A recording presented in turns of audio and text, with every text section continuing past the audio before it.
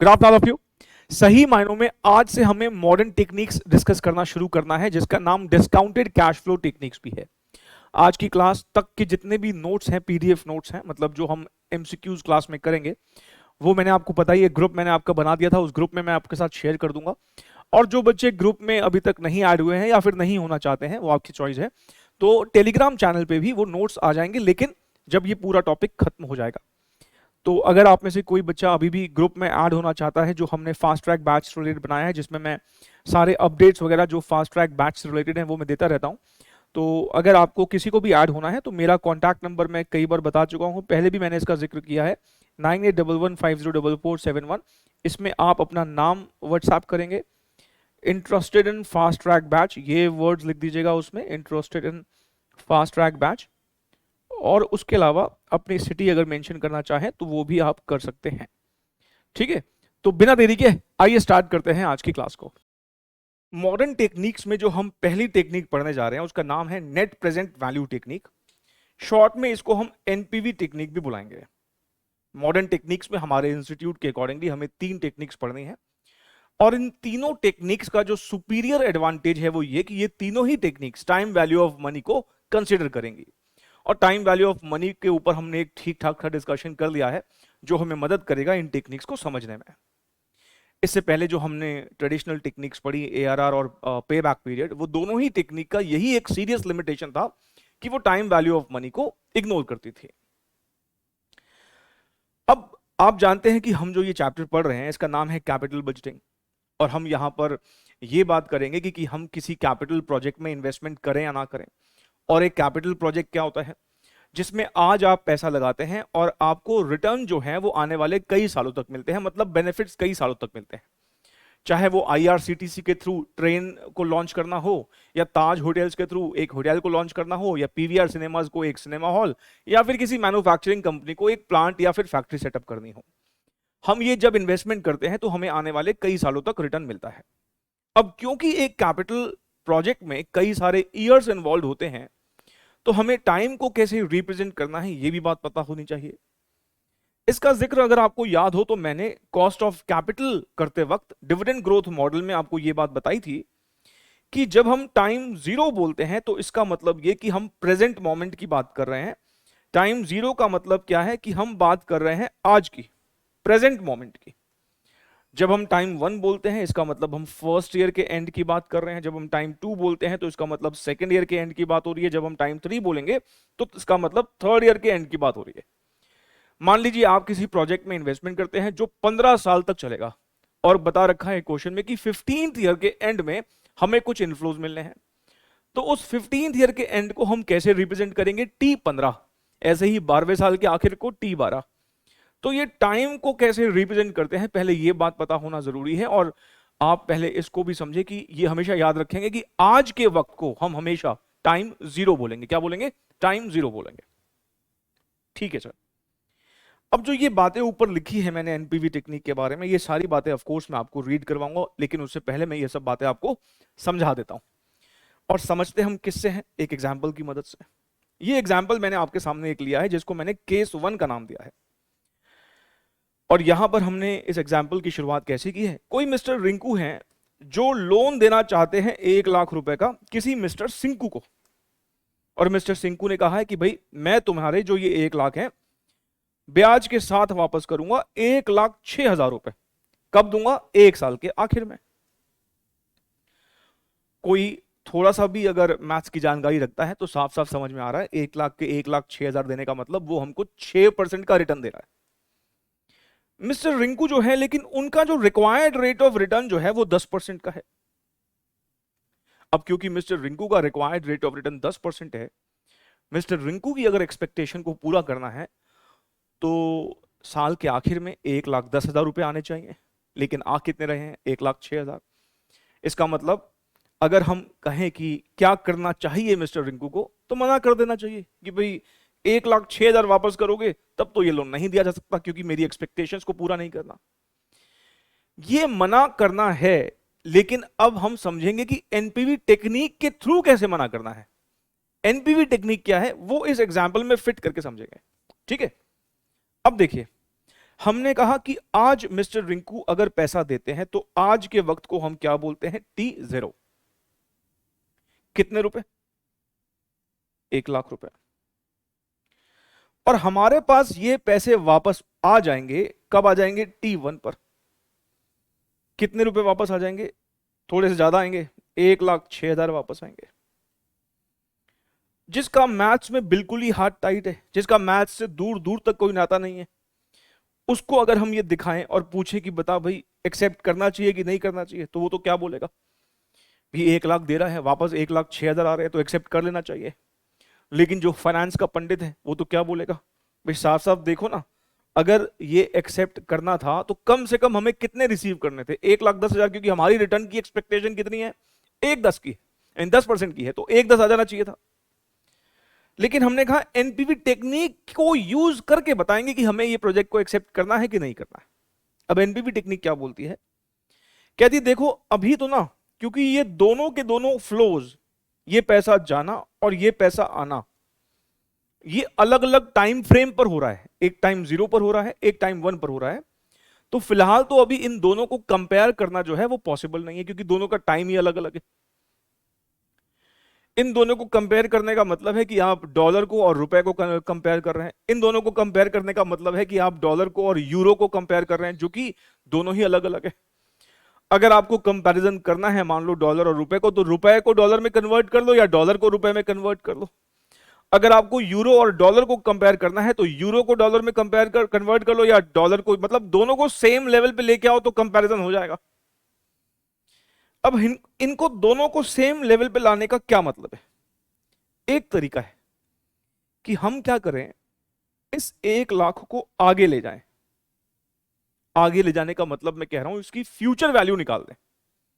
Future value का भी discussion मैंने आपके साथ किया था। 1,00,000 की फ्यूचर वैल्यू कैसे निकालोगे सर, 1,00,000 आज की वैल्यू है, मतलब ये प्रेजेंट वैल्यू है, और इसको मैं अगर 1+R, हमारा रिटर्न का एक्सपेक्टेशन 10% का है, मतलब 0.1, अगर 1,00,000 को मैं 1.1 से मल्टीप्लाई कर देता हूं तो ये आ जाता है 1,10,000 रुपए। अब जानते हो ये दोनों के दोनों अब कंपेरेबल बने हैं। 1,06,000 भी हमें 1 साल के बाद मिलने वाला है, और हम 1,00,000 को भी वहीं ले गए। हमारे 1,00,000 हमारी एक्सपेक्टेशन के हिसाब से अगर आगे जाते हैं तो वो 1,10 बनते हैं। मतलब हमारी एक्सपेक्टेशन कितने की है, 1,10 की, पर सामने वाला 1,6 दे रहा है, कम दे रहा है ना, तो हम अब कहेंगे भी रिजेक्ट कर देते हैं। लेकिन ये ना एनपीवी टेक्निक नहीं है। हमने क्या किया, अपने फ्लो को आगे ले गए, इसको बोलते हैं कंपाउंडिंग करना। क्या को बोलते हैं, कंपाउंडिंग करना। और दूसरा तरीका क्या है, जिस तरीके से आप 1,00,000 को आगे ले गए, एक और तरीका यह है कि 1,06,000 को पीछे ले आए, इसको बोलेंगे डिस्काउंटिंग करना। या तो 1,00,000 को आगे ले जाओ, हम कहेंगे कंपाउंडिंग कर रहे हैं, फिर दोनों को कंपेयर कर लो, 1,10 और 1,6 मिलने चाहिए, 1,10 मिल रहे हैं, 1,6 इसका मतलब कम मिल रहे हैं, मना कर दो। और दूसरा तरीका है कि जो T1 पे वैल्यू खड़ी है उसको पीछे ले आओ, उसको खींच के पीछे ले आओ। अब इसको पीछे लाने का क्या मतलब है, ये तो फ्यूचर वैल्यू है, हम आज आज डिसाइड करना चाह रहे हैं कि पैसा देना दे, ये 1 साल के बाद मिलना है, फ्यूचर वैल्यू है। और फ्यूचर वैल्यू को हम प्रेजेंट वैल्यू अगर निकालते हैं तो मैंने आपको क्या सिखाया था, फ्यूचर वैल्यू को प्रेजेंट वैल्यू फैक्टर से मल्टीप्लाई कर देते हैं। फ्यूचर वैल्यू को प्रेजेंट वैल्यू फैक्टर से मल्टीप्लाई, याद है ना, इसको हम अगर पीवीएफ से मल्टीप्लाई कर देते हैं तो 1,06,000 को अगर हम पीवीएफ से मल्टीप्लाई कर देते हैं, और पीवीएफ हमारा क्या है, 1+R 0.1, क्योंकि एक ही साल की बात है, पावर 1, और 1/1.1 याद है ना, 0.9091 कुछ आ रहा था। मैं फिर से आपको अगर करके दिखाऊं, 1 डिवाइडेड बाय 1.1, ये कितना आता है, 0.9091। तो अगर मुझे इस 1,06 को यहां लेके आना है तो मुझे क्या करना चाहिए, मुझे इस 1,06,000 को 0.9091 से मल्टीप्लाई कर देना चाहिए। और ये कितना आएगा बताइए जी सर, 1,06,000 को अगर हम 0.9091 से मल्टीप्लाई कर देते हैं तो ये आ रहा है, गलत हो गया क्या, 1,06,000 को अगर हम 0.9091 से मल्टीप्लाई कर देते हैं तो ये आता है 96,364.6, 96,364.6 को 65 कर लेते हैं, 96,365। ठीक है, अब ये आ गया टाइम जीरो पर। अब टाइम जीरो पे आने का क्या मतलब, अब ध्यान से सुनिएगा। अगर रिंकू जी को इसी इंसान से 10% का रिटर्न चाहिए तो 1 लाख नहीं, कितने देने चाहिए? 96,365। फिर से बोलता हूं, हमने क्या किया, T1 के फ्लो की प्रेजेंट वैल्यू निकाल ली और वो कितनी आई? 96,365। अगर रिंकू भाई साहब को चाहिए इस सिंकू जी से ही 10% का रिटर्न, तो 1 लाख उधार पे नहीं देना चाहिए, 96,365 देना चाहिए। 96,365 अगर देंगे तो वो 1,06,000 वापस करेगा, वो 10% रिटर्न हो जाएगा। मान लो मैं यही 96,365 देता हूं और इसको 1.1 से मल्टीप्लाई कर देते हैं, तो हाँ ठीक है, 1,06,000 मिल रहे हैं, रफली वही है। लेकिन सिंकू क्या कह रहा है? 96,365 नहीं, 1 लाख। मतलब ये कि हमें 1 लाख देने पर 1,06,000 मिल रहे हैं, लेकिन अगर हमें अपनी एक्सपेक्टेशन मीट करनी है तो हमें 1 लाख नहीं देने चाहिए, हमें 96,365 देने चाहिए। अब हमें इसको एनपीवी टेक्निक का कैसे सहारा लेके इसको मना करना है? देखो मना तो है, मैंने तभी एग्जांपल ऐसा लिया कि आप देख के ही बता पाए कि मना करना है, लेकिन एनपीवी टेक्निक का सहारा लेके कैसे मना करना है वो देखिए। देखिए ये एनपीवी टेक्निक क्या कहती है? कहती है सबसे पहले तो क्या करो, जो फ्यूचर का आपको कैश इनफ्लो मिलना है ना फ्यूचर में 1 साल बाद, आप पहले उसकी प्रेजेंट वैल्यू निकाल लो, मतलब उसको आज के टर्म्स में कन्वर्ट कर दो। और आज के टर्म्स में कैसे कन्वर्ट करते हैं किसी फ्यूचर वैल्यू को? उसके प्रेजेंट वैल्यू फैक्टर से मल्टीप्लाई करके। मतलब हम यहां पर 0.9091 से मल्टीप्लाई कर देंगे, जो कि आ जाएगा 96,365। देखो अभी एनपीवी टेक्निक को लेकर ना मैं कई सारी बातें बोलूंगा, आपको बहुत बढ़िया से बात समझ में आ जाएगी, थोड़ा सा पेशेंस रखना, ठीक है। 96,365, ये जो 96,365 आया, दिस इज व्हाट, ये जो फ्यूचर में एक कैश इनफ्लो होना है उसकी प्रेजेंट वैल्यू है, और इसलिए इसको हम शॉर्ट में एक नाम देते हैं पीवीसीआई, मतलब present value of cash inflow. फिर एनपीवी टेक्निक पता है क्या बोलती है? कहती है फिर क्या करो, जो आपका आउटफ्लो हो रहा है उसकी भी प्रेजेंट वैल्यू निकाल लो, जो आपका आउटफ्लो हो रहा है उसकी भी प्रेजेंट वैल्यू निकाल लो। हमारे इस एग्जाम्पल में जो ये 1 लाख का लोन हम देंगे वो तो हम प्रेजेंट मोमेंट पे ही दे रहे हैं, आज ही दे रहे हैं, और आज 1 लाख रुपए की कीमत, तो आज तो 1 लाख ही है ना, आज 1 रुपए की कीमत 1 रुपए ही है। फ्यूचर में जो 1 रुपया मिलना है उसकी आज कीमत जो है 1 रुपया नहीं है, फ्यूचर में जो 1 रुपया मिलना है उसकी कीमत है 91 पैसे। लेकिन जो आज हम 1 रुपए की बात हो रही है, जो आज का 1 रुपया है उसकी आज तो कीमत 1 रुपये है ना, क्योंकि ये कैश आउटफ्लो आज ही हो रहा है और आज 1 लाख की कीमत 1 लाख ही है। तो आप इस बात को समझें कि अगर हम टाइम 1 का प्रेजेंट वैल्यू फैक्टर बोलते हैं तो वो तो कितना है 0.9091, लेकिन जो टाइम 0 का प्रेजेंट वैल्यू फैक्टर होगा वो हमेशा और हमेशा 1 ही होगा, क्योंकि ये 1 लाख हम आज देंगे और आज 1 रुपए की कीमत 1 रुपया ही है, लेकिन जो फ्यूचर में होने वाला 1 रुपए का फ्लो है उसकी आज कीमत 1 रुपया नहीं है, उसकी आज कीमत कम होगी क्योंकि रिटर्न की एक्सपेक्टेशन जुड़ जाती है। तो ये ध्यान रखेंगे, टाइम 0 का पीवी फैक्टर हमेशा 1 होता है। तो ये कितना आ जाएगा? 1 लाख। तो एनपीवी टेक्निक ने कहा पहले तो क्या करो, सारे फ्लोज की प्रेजेंट वैल्यू निकाल लो, इनफ्लो की भी और आउटफ्लो की भी, उसके बाद अब कंपैरिजन कर लो।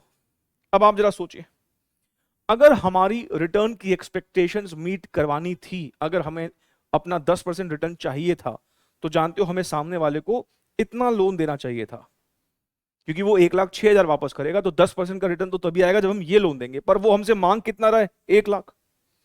तो एनपीवी टेक्निक क्या बोलती है कि आप क्या करो, इनफ्लोज की प्रेजेंट वैल्यू में से आउटफ्लोज की प्रेजेंट वैल्यू को माइनस कर दो, मतलब 96,365 में से 1 लाख माइनस कर दो।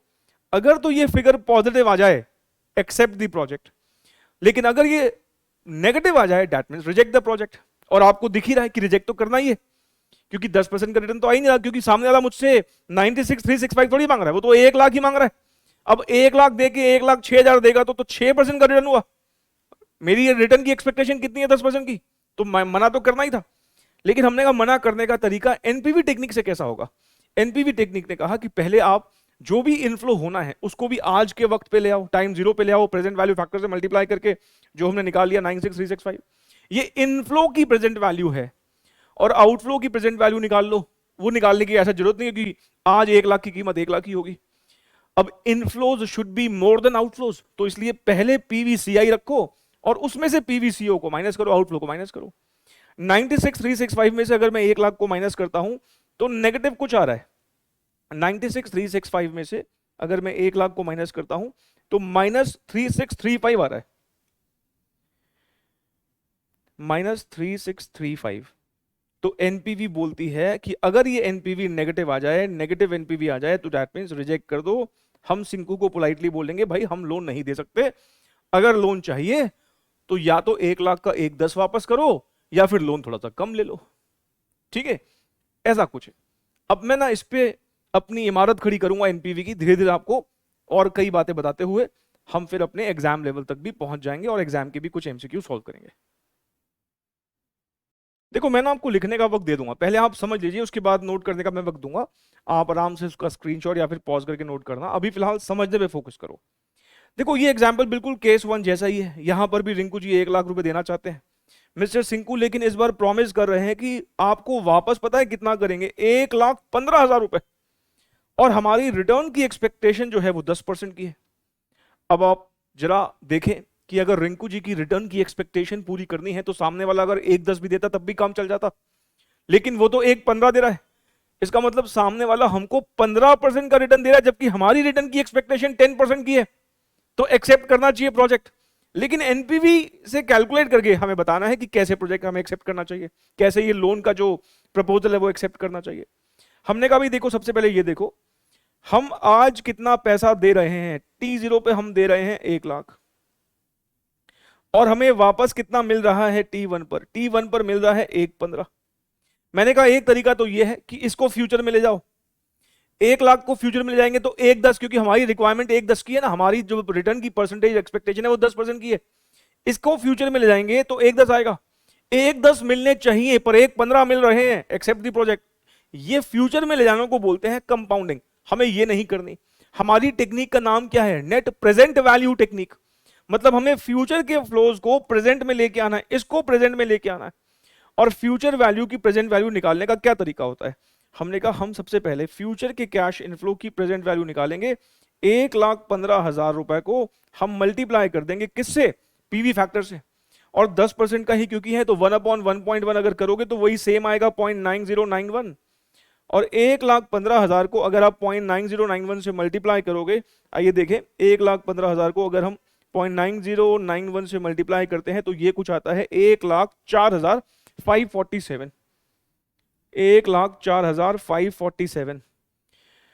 और फिर हम कहते हैं कि भाई हम present value of cash outflows भी निकालेंगे, और आज 1 लाख की कीमत तो 1 लाख ही है, आज तो 1 लाख की कीमत 1 लाख ही, आज 1 रुपए की कीमत 1 रुपी है, इसका मतलब टाइम 0 का प्रेजेंट वैल्यू फैक्टर हमेशा 1 ही होगा। अब पहले तो इसका और दूसरा इंटरप्रिटेशन समझे। देखो अगर ना रिंकू को 1,04,547 का भी लोन देना पड़ता ना, तब भी उसकी 10% की रिक्वायरमेंट पूरी हो जाती। आप चेक करो कैसे, अगर मान लीजिए ये लोन 1,04,547 का देता और 10% अगर इसमें रिटर्न की एक्सपेक्टेशन जोड़ दूं 1.1, तो कितना 1,15,000 समथिंग आ रहा है। इसका मतलब ये हुआ कि अगर ये जो प्रेजेंट वैल्यू आई है 1.15 की, ये क्या बताता है कि अगर हम सामने वाले को ये वाला 1,04,547 भी दे देते तो भी 10% करके हमें 1.15 वापस कर रहा है। मतलब ये भी एक्सेप्टेबल होता, लेकिन वो तो सामने वाला हमसे कितने मांग रहा है, सिर्फ 1 लाख ही। 1,04,547 देना भी हमारी 10% की रिटर्न की एक्सपेक्टेशन पूरी करता था, लेकिन वो हमसे सिर्फ 1 लाख ही मांग रहा है। इसका मतलब हमें तो यहां पर हमारी एक्सपेक्टेशन से ज्यादा मिल रहा है। पिछली बार एक्सपेक्टेशन से कम मिल रहा था, हम 10% चाह रहे थे, 6% मिल रहा था और एनपीवी नेगेटिव आई थी। इस बार हम 10% चाह रहे हैं लेकिन वो 15% दे रहा है, इसका मतलब एनपीवी पॉजिटिव आएगी। तो हमारी एनपीवी जो है इस बार क्या निकलने वाली है, हम कहते हैं भाई पीवीसीआई लो। प्रेजेंट वैल्यू टर्म्स में इनफ्लो कितना हो रहा है, प्रेजेंट वैल्यू टर्म्स में आउटफ्लो कितना हो रहा है। प्रेजेंट वैल्यू टर्म्स में इनफ्लो हो रहा है 1,04,547। इनफ्लो वैसे 1.15 का होगा, लेकिन मैंने कहा कि अगर हमारी रिटर्न की एक्सपेक्टेशन की बात करें, आज के टर्म्स में कन्वर्ट कर लें, तो इसका जो आउटफ्लो होना चाहिए वो कितना होना चाहिए था, 1,04,547। लेकिन हो कितना रहा है, 1 लाख। इसका मतलब पॉजिटिव आंसर आ रहा है, और पॉजिटिव एनपीवी आने का मतलब है एक्सेप्ट द प्रोजेक्ट। 4547 पॉजिटिव आ रहा है। तो अगर पॉजिटिव एनपीवी आती है, हम बोलेंगे कि हम प्रोजेक्ट को एक्सेप्ट कर लेंगे। हम प्रोजेक्ट को क्या करेंगे, एक्सेप्ट करेंगे। यहां लोन लेने का प्रपोजल है तो उसको हम क्या करेंगे, एक्सेप्ट करेंगे। इसको देखो प्लीज एक बार। केस 3 में अगर आप चेक करें तो इस बार क्या है, फिर से वही सेम एग्जांपल है, लेकिन इस बार ना सिंकू कह रहा है कि तुम्हें 1/10 वापस करूंगा, और हमें चाहिए भी 1/10। हमें चाहिए भी 1/10। इसका मतलब यहां पर भी हम चाहें तो ये प्रोजेक्ट को एक्सेप्ट कर सकते हैं, क्योंकि हमारी रिटर्न की एक्सपेक्टेशन 10% की है, और वो 10% ही हमको दे रहा है, 1 लाख का 1/10 वापस करना। लेकिन एनपीवी टेक्निक से हमें कैसे बताना है, आइए जरा देख लेते हैं। हमने कहा भाई देखो, टाइम 0 पर 1 लाख रुपए हम देंगे, टाइम 1 पर 1,10,000 रुपए आएंगे। हमने कहा पहले टाइम 1 पर जो चीजें हैं उसको टाइम 0 पे ले आओ, उसकी प्रेजेंट वैल्यू निकाल के, मतलब 1,10,000 को हम मल्टीप्लाई कर देंगे 0.9091 से, और अगर आप 1,10,000 को 0.9091 से मल्टीप्लाई करोगे तो वो कितना आएगा, 0.9091 से मल्टीप्लाई करके लगभग 1 लाख रुपए ही आता है। और हमें पता भी है भाई 1/10 की प्रेजेंट वैल्यू तो 1 लाख ही है ना, अगर 10% का रेट ऑफ रिटर्न है, लगभग 1 लाख रुपए ही आता है। और present value of cash outflows, आज 1 लाख की कीमत 1 लाख ही है, ये कितना आ जाएगा, 1 लाख ही आएगा। और अगर हम यहां पर एनपीवी कंप्यूट कर देते हैं, नेट प्रेजेंट वैल्यू कंप्यूट कर देते हैं, तो इसका क्या मतलब है, पीवीसीआई में से पीवीसीओ को माइनस करो, 1 लाख रुपए में से 1 लाख माइनस कर देंगे तो एनपीवी 0 आ गया, एनपीवी 0 आ गया। अब इस बात से आपको ये बात समझ में आ जाती होगी, आ गई होगी कि अब मैं क्या बोलना चाह रहा हूं। ध्यान से प्लीज सुने। एनपीवी 0 आने का मतलब ये नहीं है कि हमें रिटर्न नहीं मिल रहा। ये बहुत माइन्यूट बातें हैं, बहुत ही कम लोग बताएंगे। एनपीवी 0 आने का मतलब ये नहीं है कि हमें रिटर्न नहीं मिल रहा। एनपीवी 0 आने का मतलब वही है, ये है कि हमें जितनी हमारी उम्मीद थी उतना ही मिल रहा है। एनपीवी 0 आने का मतलब क्या है, जितनी हमारी उम्मीद थी उतना ही मिल रहा है। आपकी उम्मीद कितनी थी, 10% की, और मिल भी कितना रहा है, 10% ही है। नॉर्मल मैथ्स करके देख लो, 1 लाख दे दो, 1/10 मिल रहा है, इसका मतलब 10% मिल रहा है। तो उस 1/10 की अगर अपने रिटर्न, रेट ऑफ रिटर्न से अगर उससे प्रेजेंट वैल्यू निकालोगे तो 1 लाख ही आएगा, और आज हम 1 लाख ही दे रहे हैं। मतलब जो फ्यूचर में हमारा 1/10 का इनफ्लो होना है उसकी प्रेजेंट वैल्यू 1 लाख ही है, और हम भी 1 लाख ही दे रहे हैं। एनपीवी 0 है, इसका मतलब हमें हमारा रिटर्न मिल रहा है। ऊपर का अगर सिनारियो देखो, ऊपर के 2 केसेस अगर दिमाग में रखोगे, एनपीवी पॉजिटिव आने का मतलब है उम्मीद से ज्यादा मिल रहा है, वो तो पक्का पक्का प्रोजेक्ट एक्सेप्ट ही करते हैं। और एनपीवी नेगेटिव का मतलब है कि हमें हमारी उम्मीद से कम मिल रहा है। ऊपर के अगर सारे ऊपर के 2 केसेस देखोगे तो पहले वाले केस में एनपीवी नेगेटिव था, और वहां पर आपने देखा हमारी एक्सपेक्टेशन 10 की थी, मिला 6 था। दूसरे वाले केस में एनपीवी पॉजिटिव आया, हमारी एक्सपेक्टेशन 10 की थी, मिल 15 रहा था, इसलिए एनपीवी पॉजिटिव आया। और तीसरे वाले केस में हमारी एक्सपेक्टेशन जितनी थी उतना ही मिल रहा है, इसलिए एनपीवी 0 आया। तो एनपीवी 0 का मतलब जिस रेट से आपने डिस्काउंटिंग करी है एग्जैक्टली उतना ही मिल रहा है, मतलब उतना जितना आपको चाहिए था उतना ही मिल रहा है। एनपीवी पॉजिटिव का मतलब जितनी आपकी जो आपकी डिस्काउंट रेट है, मतलब जिस रेट से आपने डिस्काउंटिंग करी है, मतलब 10% से, उससे ज्यादा मिल रहा है। और एनपीवी नेगेटिव मतलब जितना आप एक्सपेक्ट कर रहे थे उससे कम मिल रहा है। मेरे ख्याल से ये 3 एग्जाम्पल आपको एनपीवी का कॉन्सेप्ट काफी हद तक क्लियर कर देंगे, लेकिन मैं अभी कुछ और प्रैक्टिस करवाऊंगा तो आपको बातें और बढ़िया से समझ में आ जाएंगी। ठीक है, तो यहां पर हम क्या करें, एनपीवी 0 में हमें क्या करना है। देखिए एनपीवी अगर 0 होती है, जैसे कि यहां पर हो है, एनपीवी अगर 0 होती है तो हम बोलते हैं कि हम ना इनडिफरेंट हो जाते हैं। इनडिफरेंट मतलब एक्सेप्ट भी कर सकते हैं, रिजेक्ट भी कर सकते हैं। अगर मैनेजमेंट ने बोला कि इससे ज्यादा ही चाहिए, चाहे 0.01% ही क्यों ना हो, लेकिन चाहिए तो इससे ज्यादा ही, तो उस केस में रिजेक्ट कर देंगे। और अगर मैनेजमेंट कहती है कि कम से कम इतना चाहिए, मतलब इतने को भी एक्सेप्ट कर लेंगे, तो उस केस में एक्सेप्ट कर लेंगे। तो एनपीवी 0 आने का मतलब है we will be indifferent towards the project. NPV positive का मतलब है accept the project, NPV negative का मतलब रिजेक्ट द प्रोजेक्ट, एनपीवी 0 का मतलब we will be indifferent towards the project. देखिए ये जो सब लिखा है ना, मैं अभी 1-2 एग्जाम्पल और करवा के फिर ये सब रीड करवाऊंगा, बट फिलहाल अगर आपको पहले नोट करना है तो आप कर सकते हैं पॉज करके। मैं ये आपके सामने अभी सारी स्लाइड को स्क्रॉल कर दूंगा। मैं अभी इन सब पर बात अभी करूंगा, ये सब रीड करवाऊंगा। हालांकि मैं इसमें से बहुत सारी बातें बोल चुका हूं, जैसे कि मैंने अभी बताया कि पॉजिटिव एनपीवी पर एक्सेप्ट करते हैं, नेगेटिव पर रिजेक्ट करते हैं और जीरो पर हम इनडिफरेंट हो जाते हैं।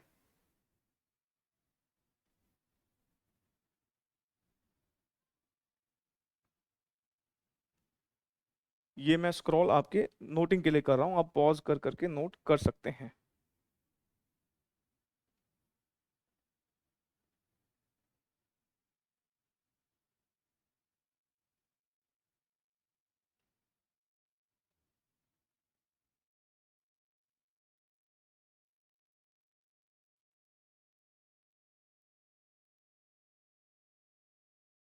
आइए एक एग्जाम्पल से समझने की कोशिश करते हैं एनपीवी टेक्निक को।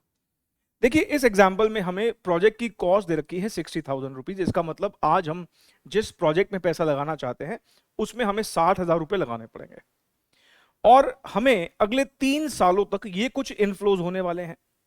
अब जिसको फाइनेंस की जानकारी नहीं है वो तो क्या कहेगा, देखो हम 60,000 लगा रहे हैं और अगले 3 सालों में हमको 70,000 मिल रहे हैं, तो हमें तो ये प्रोजेक्ट एक्सेप्ट कर लेना चाहिए। लेकिन ऐसा नहीं होता, ये दोनों फिलहाल तो कंपेरेबल ही नहीं है, क्योंकि आउटफ्लो तो आज हो रहा है टाइम 0 पर, और जो ये इनफ्लो हो रहे हैं एक टाइम 1 पर, एक टाइम 2 पर और एक टाइम 3 पर हो रहा है, इसलिए ये दोनों कंपेरेबल नहीं है। अब कंपेरेबल बनाने के लिए हमें इन सबको पहले एक ही टाइम फ्रेम पर लाना पड़ता है, और वो टाइम फ्रेम क्या है, टाइम 0। नहीं, अब किस तरीके से आपको प्रोसीड करना है आप ध्यान से प्लीज देखिएगा। सबसे पहले हम सिंपल वाली बात कर लेते हैं, present value of cash outflows. देखो 60,000 हम आज ही लगाएंगे, ऑफ कोर्स प्रोजेक्ट लगाओगे तो उसके बाद रिटर्न आएगा ना, मतलब ये 60,000 के बारे में कुछ नहीं बोला तो हम क्या माने, टाइम 0 पे ही ये आउटफ्लो हो रहा है। और टाइम 0 का प्रेजेंट वैल्यू फैक्टर क्या होता है, 1। इसका मतलब आज 1 रुपए की कीमत 1 रुपए है, आज 60,000 की कीमत 60,000 ही है, तो इसको तो हम 1 से ही मल्टीप्लाई कर देंगे, तो ये तो आसान काम हो गया। Present value of cash outflow जो है वो 60,000 आ गया। अब ना यहां पर 3 साल है और हमें क्या कंप्यूट करना है, PVCI, present value of cash inflows. अब ये जो कैलकुलेट करने का तरीका क्या है, आइए जरा प्लीज एक बार देखिएगा। हम यहां पर एक कॉलम बना लेंगे ईयर का, फिर एक कॉलम बना लेंगे कैश इनफ्लोज का, और कैश इनफ्लोज कितने कितने हो रहे हैं, 20, 40 और 10, 20, 40 और 10। और फिर हम एक कॉलम बनाएंगे अब से प्रेजेंट वैल्यू फैक्टर का, पीवीएफ। और पीवीएफ कैसे आता है, पीवीएफ आता है 1/1 प्लस आर करके। आर यहां पर कितना है, कॉस्ट ऑफ कैपिटल हमारा है 10% का, मतलब यही रेट ऑफ रिटर्न हमें एक्सपेक्टेड होगा।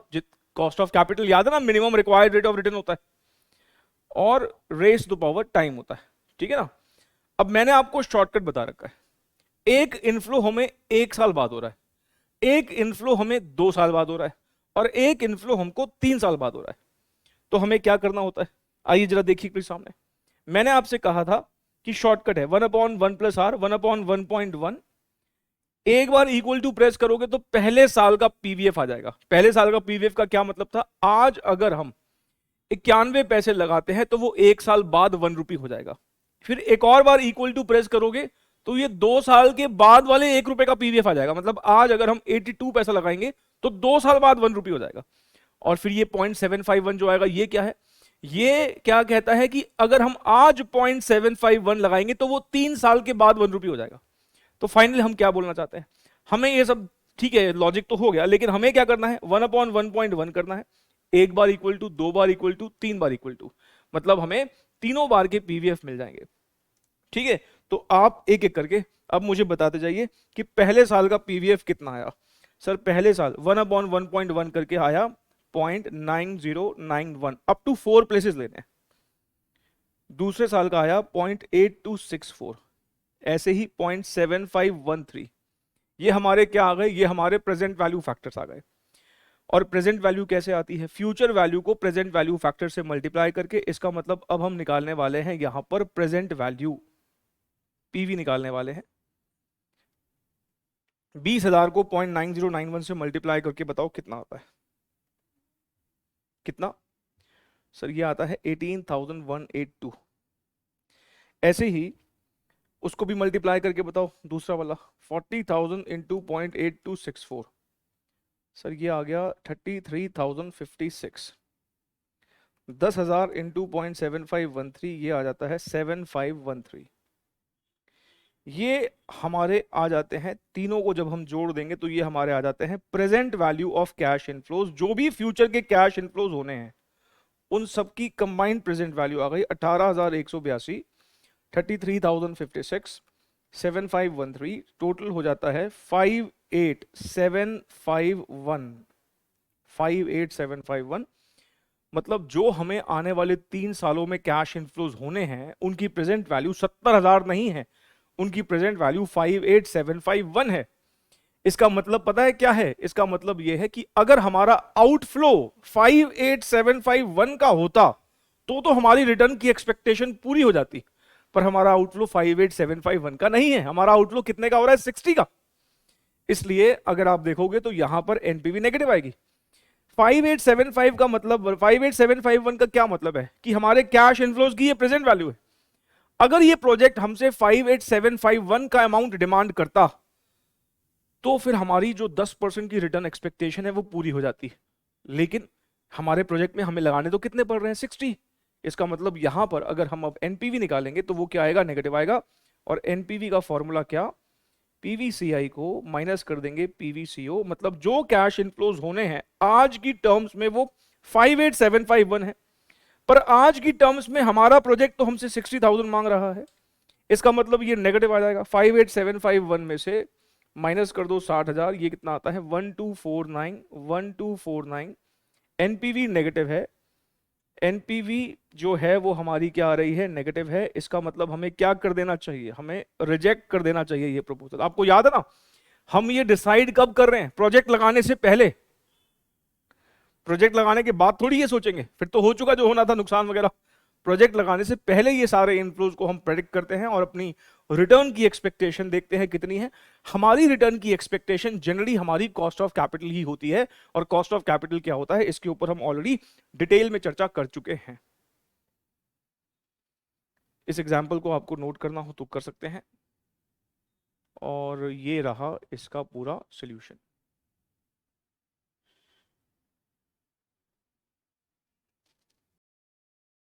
चलिए कुछ एमसीक्यू देख लेते हैं आप।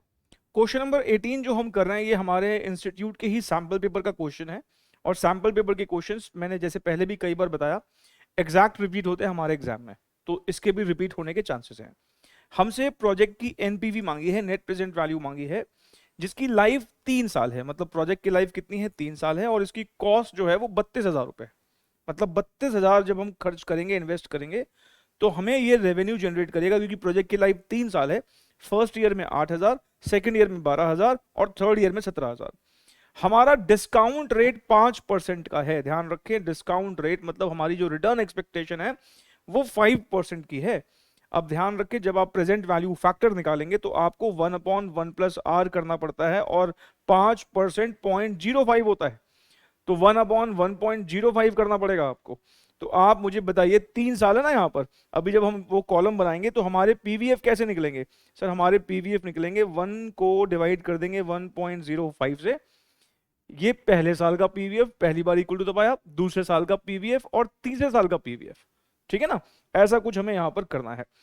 तो हम क्या कर लेते हैं, क्योंकि present value of cash outflows में तो कोई मेहनत है ही नहीं, वो तो हमें कैसे करना है? 32,000 रुपए जो है, आज 32,000 की वर्थ 32,000 ही है, मतलब आज 1 रुपए की वैल्यू क्योंकि 1 रुपया ही है, तो टाइम जीरो का जो प्रेजेंट वैल्यू फैक्टर होता है वो 1 होता है। ये कितना आ जाएगा? 32,000। उसके बाद अब हम वो कॉलम बना लेते हैं एक ईयर का, 1 2 3 कैश इनफ्लोज। कितने कितने हो रहे हैं कैश इनफ्लोज? सर 8,000, 12,000, 17,000। फिर हमें प्रेजेंट वैल्यू फैक्टर निकालने पड़ते हैं। कैसे आता है? 1/1 प्लस 0.05। पता है ना आपको, मैं वैसे ही करके दिखा रहा हूँ, वैसे तो हमने शॉर्टकट सीख लिया है। 0.05 पावर 2, और ऐसे ही 1/1 प्लस 0.05 पावर 3। ठीक है, हमें ये सब एग्जामिनर को बताने की जरूरत नहीं है, बट स्टिल हमने अपने लिए यहाँ पर लिख भी लिया। तो 1/1.05 पहला फैक्टर आ रहा है 0.9524, एक और बार इक्वल टू प्रेस करेंगे तो 0.9070, एक और बार इक्वल टू प्रेस करेंगे तो 0.8638, और उसके बाद फाइनली हमारी प्रेजेंट वैल्यूज निकल आएंगी।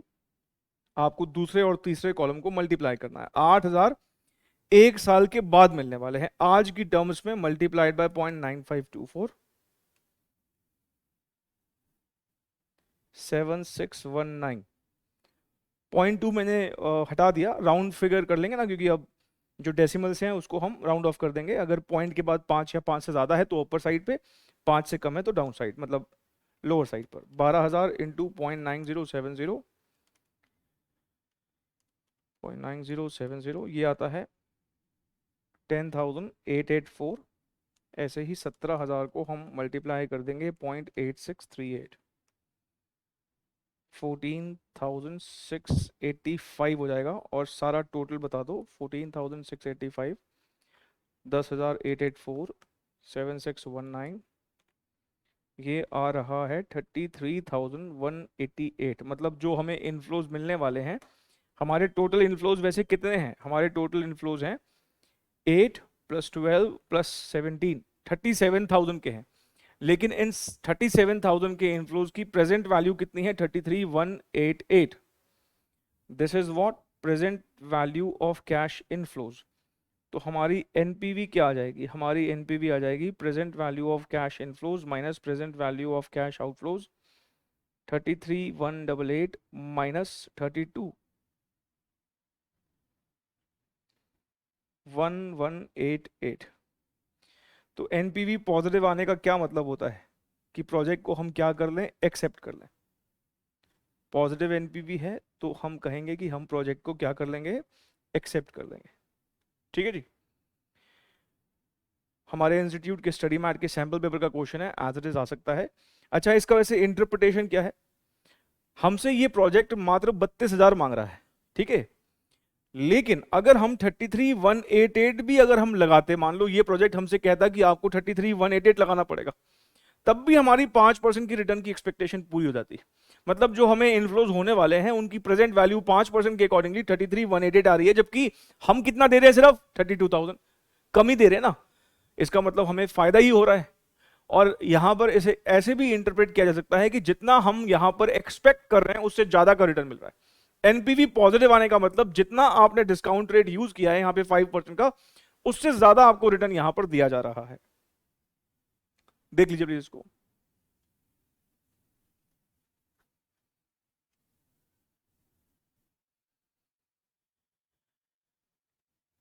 आइए अगला एमसीक्यू देख लेते हैं।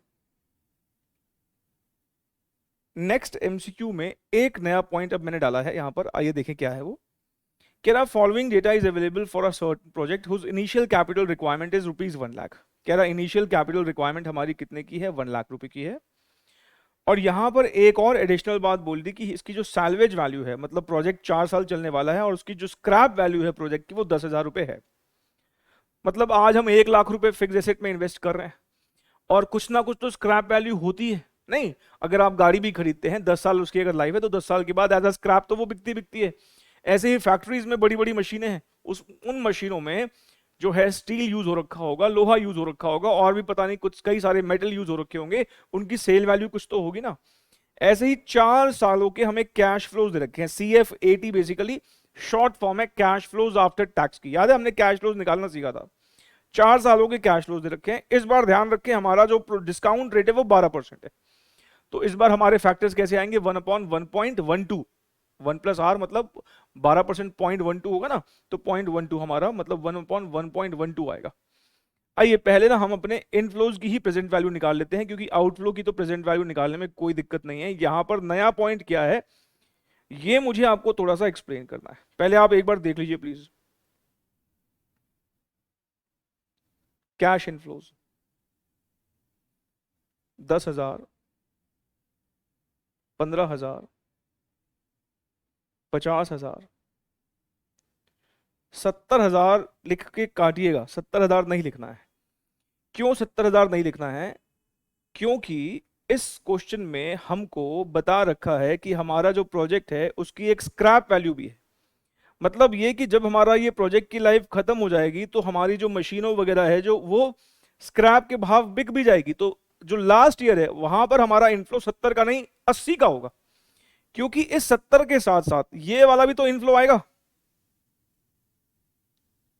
स्क्रैप वैल्यू बिकेगी तो ये भी तो इनफ्लो आएगा। तो लास्ट ईयर में, अच्छा ये स्क्रैप पहले नहीं आ सकता, ये कब आएगा?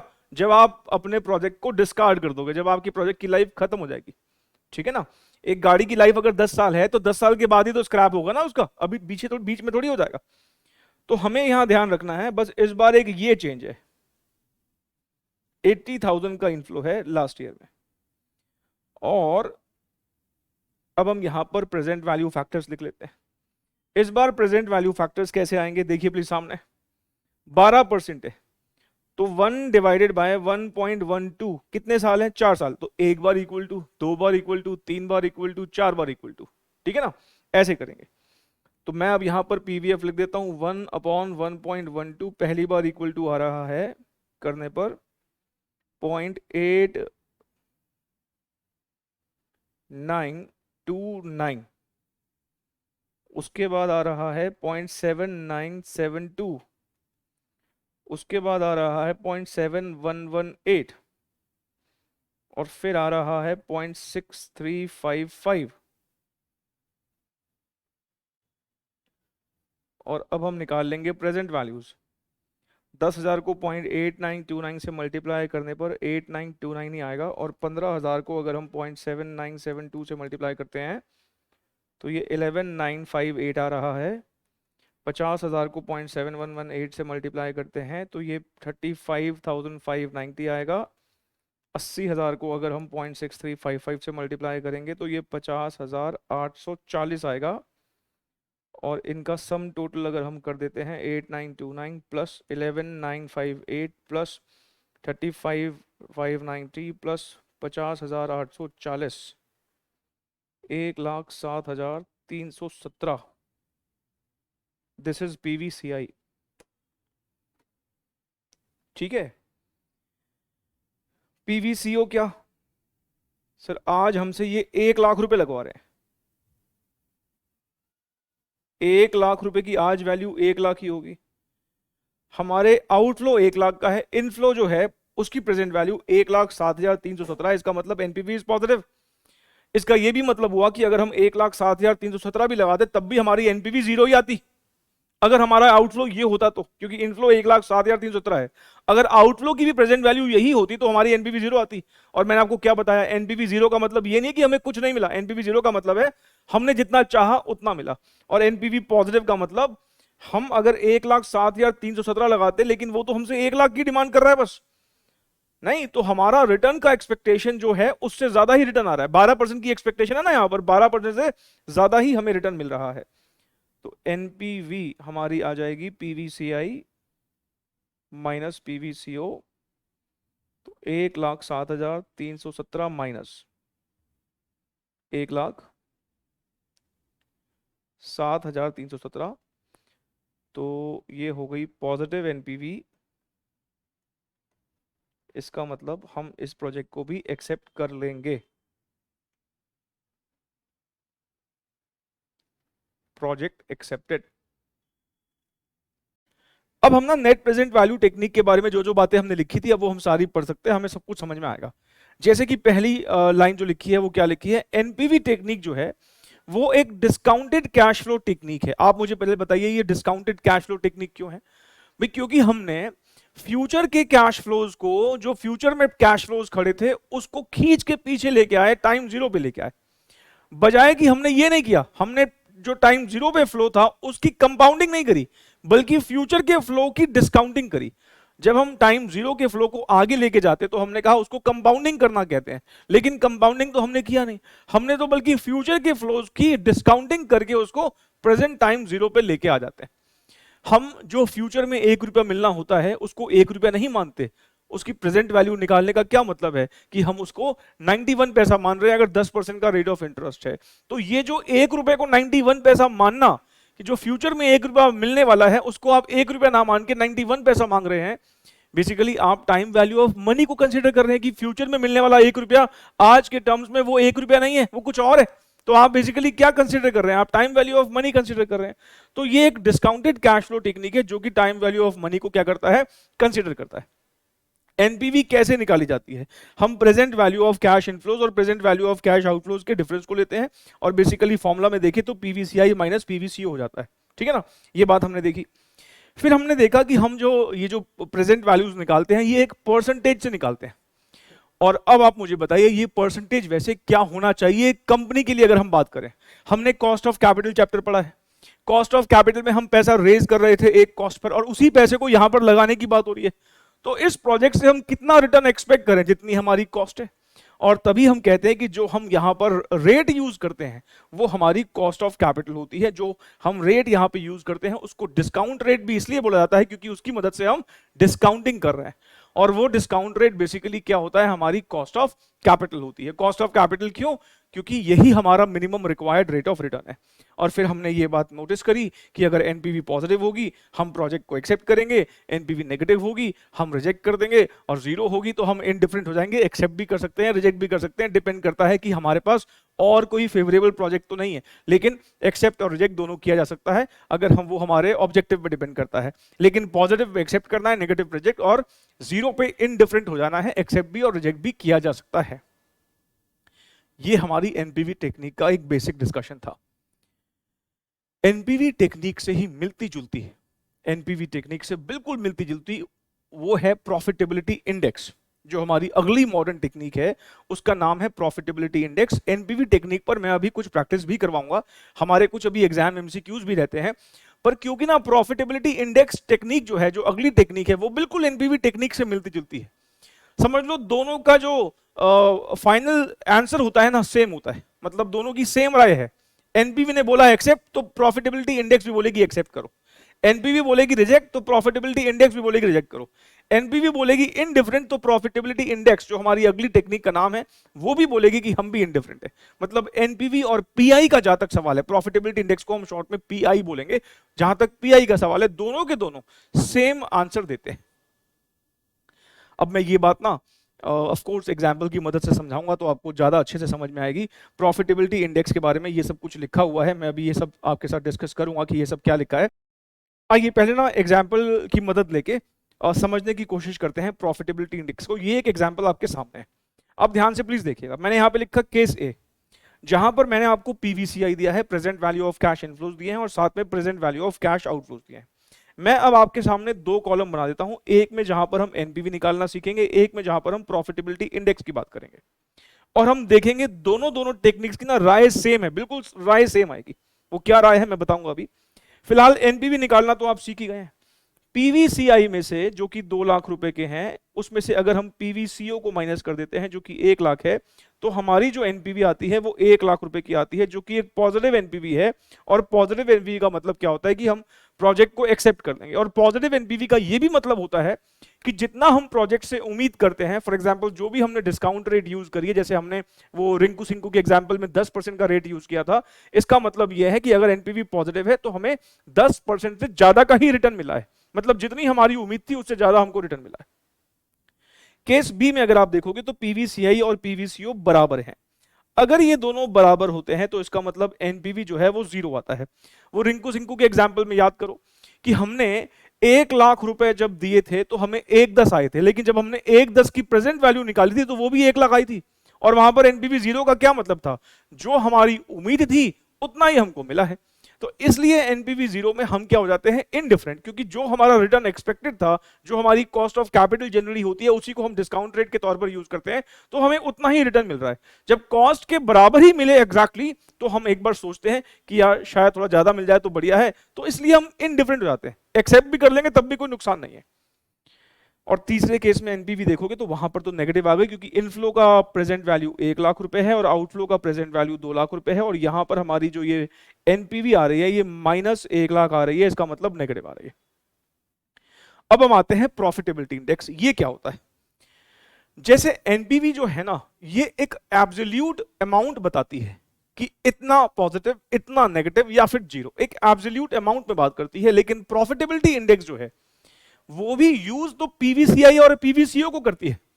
और जैसे ही आपने कहा कि प्रेजेंट वैल्यूज यूज कर रही है, इसका मतलब ये टेक्निक भी टाइम वैल्यू ऑफ मनी को कंसीडर कर रही है, बिकॉज ये प्रेजेंट वैल्यूज निकालना ही टाइम वैल्यू ऑफ मनी को कंसीडर करना है। और ये बात तो हम जानते ही हैं, सारी की सारी जो मॉडर्न टेक्निक्स हैं जो हम पढ़ेंगे, एनपीवी पढ़ चुके, पीआई पढ़ रहे हैं, अभी प्रैक्टिस भी थोड़ी बहुत कर लेंगे, लेकिन ये सब टेक्निक्स क्या करती है, टाइम वैल्यू ऑफ मनी को कंसिडर करती है। लेकिन ये कहती है कि हम ना एब्सोल्यूट नहीं, हम तो एक रेशो निकालेंगे। मतलब ये टेक्निक क्या कहती है, पीवीसीआई लो और उसको डिवाइड कर दो पीवीसीओ से। मतलब यहां पर हम 2 लाख रुपए को ऊपर रखेंगे और 1 लाख रुपए को नीचे रखेंगे और ये कुछ 2 आ जाएगा। अब इस 2 का क्या मतलब है, प्रॉफिटेबिलिटी इंडेक्स 2 आ गया, ये एक रेशियो है। ये रेशियो कैसे है, ये बताती है जैसे 1 लाख रुपए जब हम लगाते हैं तो जो हमारे सारे फ्यूचर में इनफ्लोज होने हैं उन सब की प्रेजेंट वैल्यू 2 लाख रुपए है, ज्यादा ही है इसलिए एक्सेप्ट कर लेंगे। ये बताती है 1 रुपए के टर्म्स में कि अगर हम अपने प्रोजेक्ट में 1 रुपया लगाते हैं तो जितने भी इनफ्लोज आने हैं उन सब की प्रेजेंट वैल्यू देखें तो 2 रुपए है।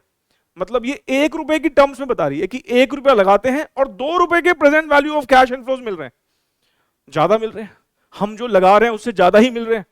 हमें अगर 1 भी मिलता तब भी हमारी एक्सपेक्टेशन पूरी हो जाती है।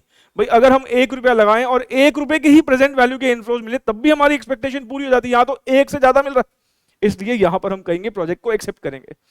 मतलब पीआई का जो डिसीजन क्राइटेरिया हुआ वो पॉजिटिव नेगेटिव नहीं है, यहां पर है मोर than 1।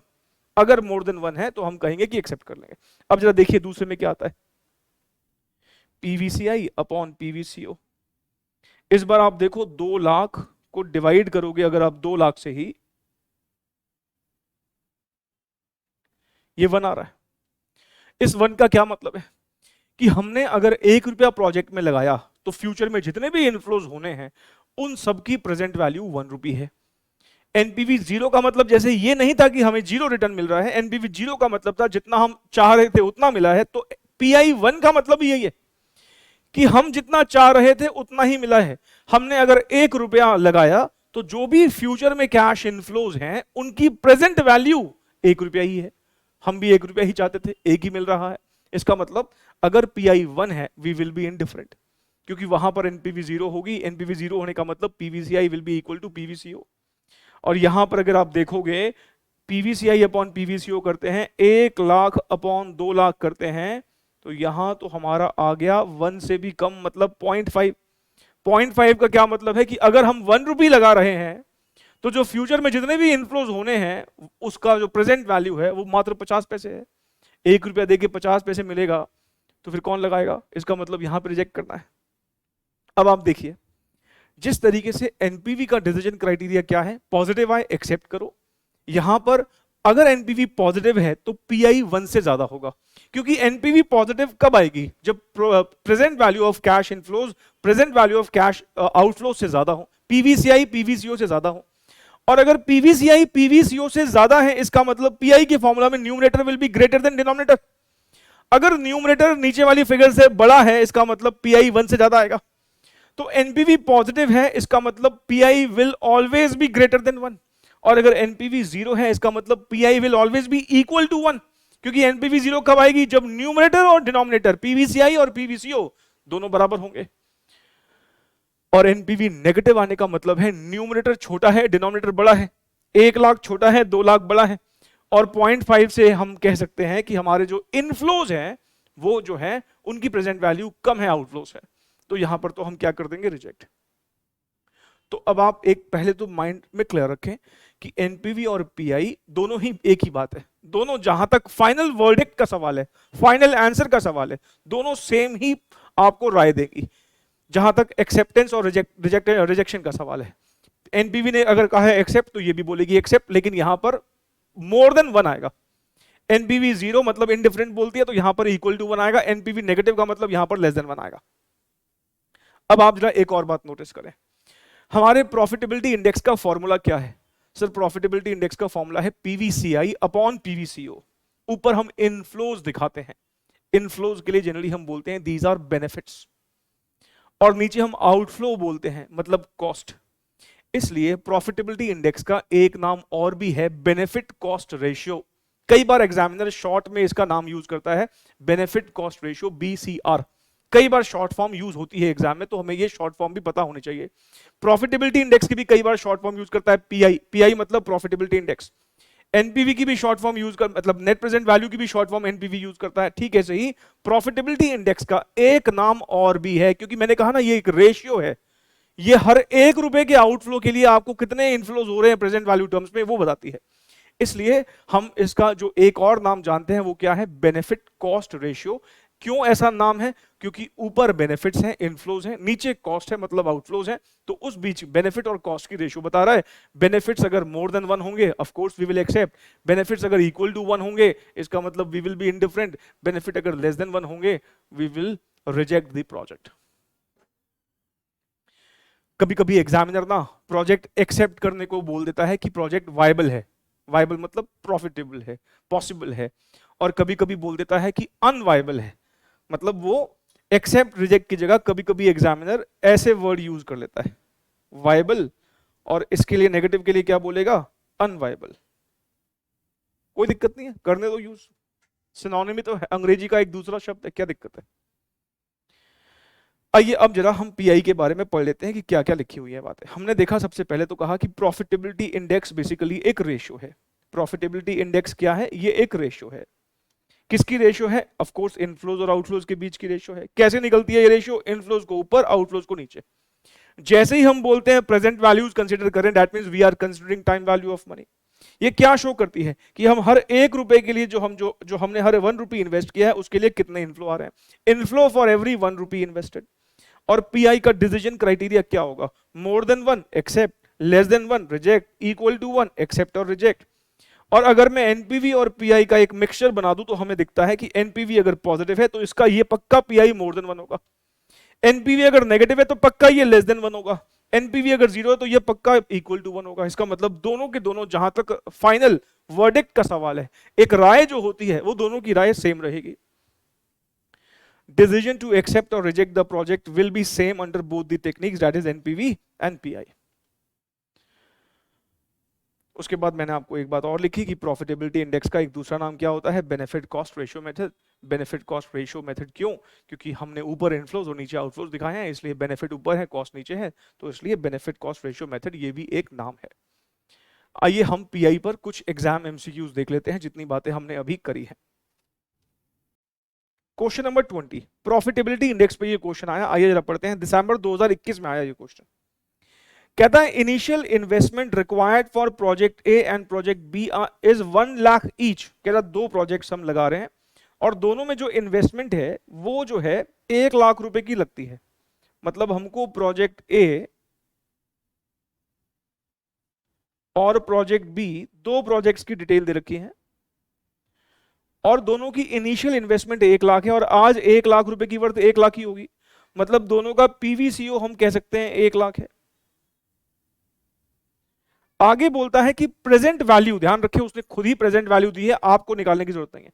Present value of future cash flows from the projects are इतना एंड इतना, मतलब हमको पीवीसीआई भी दे रखा है, हमको जो पीवीसीआई है वो भी दे रखा है, और कितना कितना दे रखा है, 1,15,500, 1,19,500। दोनों का ही पीवीसीआई जो है पीवीसीओ से ज्यादा है। एनपीवी निकालोगे तो पॉजिटिव आएगी और पीआई निकालोगे तो 100% श्योर 1 से ज्यादा ही आना, क्योंकि न्यूमरेटर बड़ा है डिनोमिनेटर से। तो अगर हम पीआई निकाल देते हैं तो वो कितना आने वाला है, 1,15,500 डिवाइडेड बाय 1 लाख, और ऐसे ही 1,19,500 डिवाइडेड बाय 1 लाख।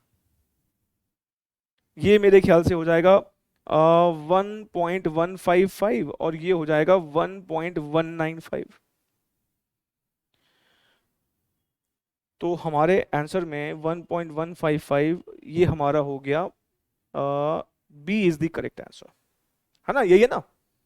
अच्छा मान लो इसी क्वेश्चन में कहा जाता कि बताओ इन दोनों में से प्रेफर किसको करें, तो आप किसको प्रेफर करोगे, प्रोजेक्ट बी को प्रेफर करोगे। क्यों प्रोजेक्ट बी को प्रेफर करोगे, एक तो एनपीवी भी उसका ज्यादा ही आएगा और उसका पीआई भी ज्यादा है, कि हर 1 रुपए के लिए जो प्रोजेक्ट बी है वो 1 रुपया 19 पैसा देता है, जबकि प्रोजेक्ट ए 1 रुपया 15 पैसा देता है। नहीं ऐसा ही कुछ है, तो अगर किसी एक से एक्सेप्ट करने के लिए बोलता तो फिर हम वैसा करते। अब एक गड़बड़ सुनो क्या हो सकती है यहां पर। एक गड़बड़ ये हो सकती है कि आप अगर यहां पर देखो, सामने देखो प्लीज।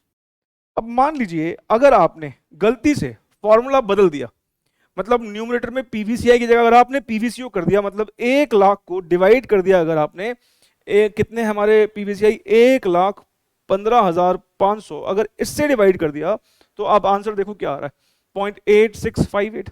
और ऑप्शन में ये भी है 0.8658। आप समझ पा रहे हैं मेरी बात? अगर आपने गलती से ऊपर पीवीसीआई की जगह पीवीसीओ लिख दिया तो आपका निकाला हुआ आंसर भी 4 ऑप्शन में है।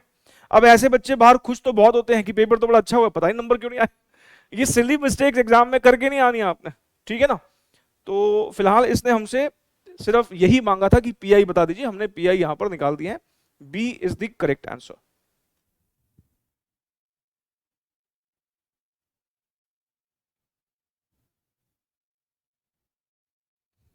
क्वेश्चन नंबर 21, 22, 23, ये तीनों भी एग्जामिनेशन क्वेश्चन है और देखिए कितने सिंपल सिंपल उसने एमसीक्यू पूछे हैं।